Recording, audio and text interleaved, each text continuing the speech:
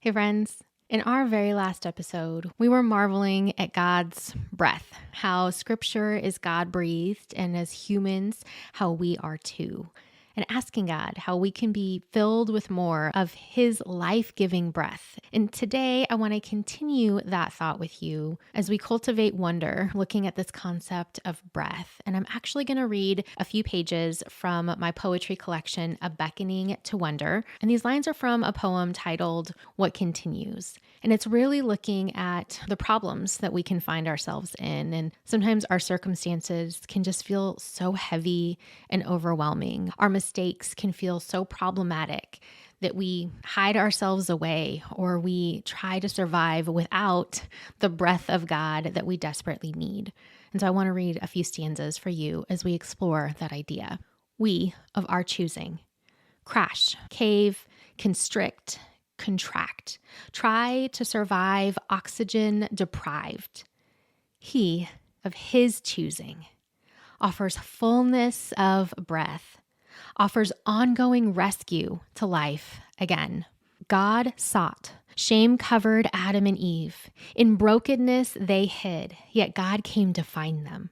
Removing their shame, he clothed them in care, promised rescue.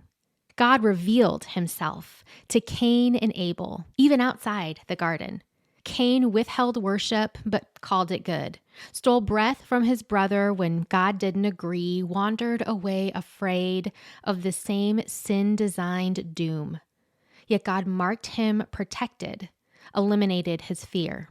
God promised barren Abraham and Sarah a nation of children. They didn't trust him, held it against him, splintered their family by a different story. Yet God followed through on his word. God rescued the enslaved nation of Israel. Out of Egypt, they vowed to follow him. But Moses lingered on the mountain. People panicked, ruptured into chaos, worshipped an art project as the God who rescued them. Yet still, God's presence guided them.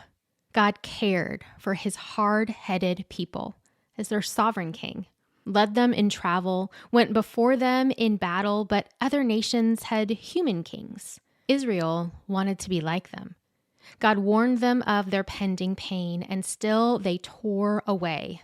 In all generations, God's people sin and return to God and return to sin again and again and again. We falter and fracture, yet God never does. Breathe.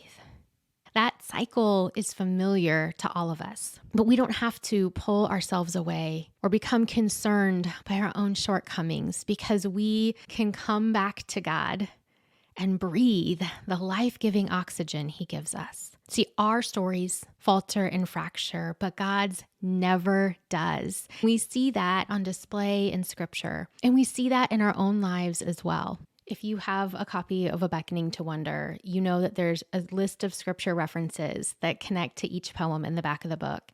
I'll drop those scripture references here in the show notes if you want to go back and research those passages that relate to the verses I read for you.